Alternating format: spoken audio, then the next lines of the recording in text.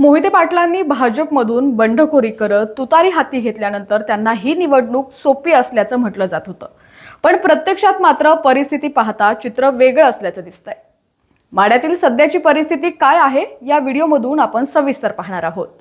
त्याआधी तुम्ही HPN Marathi news channel पहिल्यांदाच पाहत असाल आणि अजूनही चॅनलला सबस्क्राइब केलं नसेल तर नक्की सबस्क्राइब करा आणि बेल आयकॉनवर क्लिक करून नोटिफिकेशन्स मिळवा, जेणेकरून आमचे अपडेट्स लवकरात लवकर तुमच्यापर्यंत पोहोचतील। तर भाजपनं रणजितसिंह नाईक निंबाळकर यांची उमेदवारी घोषित केली तेव्हा मोहिते पाटलांनी निंबाळकर यांच्या नावाला विरोध करत तुतारी हाती घेतली। त्यानंतर मोहिते पाटलांचे कट्टर विरोधक उत्तम जानकर यांनी देखील मोहिते पाटलांना पाठिंबा देत भाजपला धक्का दिलाय। यानंतर उपमुख्यमंत्री देवेंद्र फडणवीस यांनी बेरजेचं गणित करायला सुरुवात केली। फडणवीस यांच्या नियोजनामुळे आता निंबाळकर यांनाच निवडणूक सोपी असल्याचं चित्र आहे। पंढरपूर तालुक्यातून आमदार समाधान आवताडे, प्रशांत परिचारक, कल्याणराव काळे, अभिजित पाटील, मनसेचे दिलीप धोत्रे यांच्याकडे फडणवीसांनी मोठी जबाबदारी दिलेली आहे। या भागातून निंबाळकर यांना मोठा लीड देऊ असं आश्वासन देखील परिचारक यांनी थेट प्रचार सभेत दिलेलं आहे। आवताडे, काळे, अभिजित पाटील, दिलीप धोत्रे हे देखील निंबाळकर यांना लीड कसं मिळेल यासाठी प्रयत्न करत आहेत। अभिजित पाटलांनी तर खास जोर लावल्याचं कळतंय। दुसरीकडे महाविकास आघाडीकडे एकही मोठा नेता या भागात नसल्याचं चित्र आहे। माड्यात आमदार बबनदादा शिंदे, मंत्री तानाजी सावंत, शिवाजी सावंत हे त्रिकूट आहे। यात बबनदादांवर निंबाळकर यांची भिस्त आहे। तानाजी सावंत यांना मांडणारा वर्ग देखील या तालुक्यात आहे। बबनदादांनी निंबाळकर यांच्या प्रचाराचा धडाका लावलेला आहे। यामुळे इथून देखील निंबाळकर यांना लीड मिळू शकतं असं म्हटलं जातंय।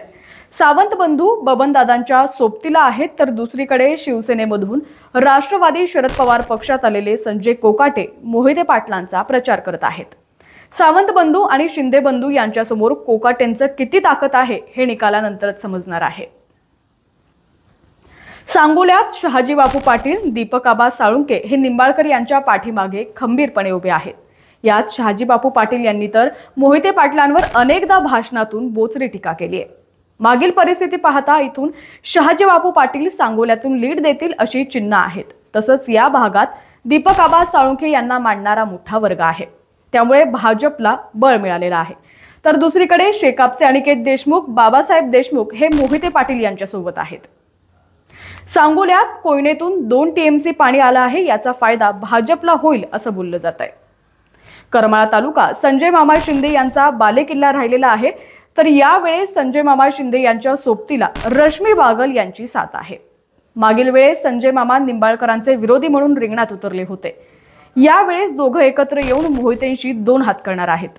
करमाळ्यात संजय मामांची मोठी ताकद आहे, यामुळे या तालुक्यातून देखील भाजपला लीड मिळू शकतं। तसंच रश्मी बागल यांचा गट देखील मोठा आहे। ही मतं भाजपसाठी महत्त्वाची ठरणार आहेत। तर माजी आमदार नारायण पाटील हे मोहिते पाटील यांच्या सोबत आहेत। ते याआधी शिवसेनेत होते। धनगर समाजाची मतं त्यांच्या सोबत असतील असं म्हटलं जात आहे। मोहिते पाटलांनी मोठा डाव माळशिरस तालुक्यावरती लावलाय। मोहिते पाटलांचे कट्टर विरोधक उत्तम जानकर यावेळेस मोहिते पाटलांसोबत आहेत। या तालुक्यातून 1 लाखांचं ते 1.5 लाखांचं लीड मिळणार असल्याचं मोहिते पाटील आणि जानकर म्हणालेले आहेत। पण राम सातपुते हे माळशिरसचे आमदार आहेत। आमदार झाल्यानंतर सातपुते यांनी या भागात आपली संघटन बांधणी चांगली केली आहे। याचा फायदा निंबाळकर यांना होईल। सातपुतेंसोबत आता मोहिते पाटील घराण्यातील धवलसिंह मोहिते पाटलांची साथ निंबाळकर यांना अखेरच्या क्षणी मिळालेली आहे। यामुळे निंबाळकरांची ताकद मोठ्या प्रमाणात वाढली आहे। फलटणमध्ये रामराजे निंबाळकर यांचे बंधू रघुनाथ राजे निंबाळकर हे मोहिते पाटील यांच्या सोबत आहेत, तर फलटण हे रणजितसिंह नाईक निंबाळकर यांचं होम ग्राउंड आहे।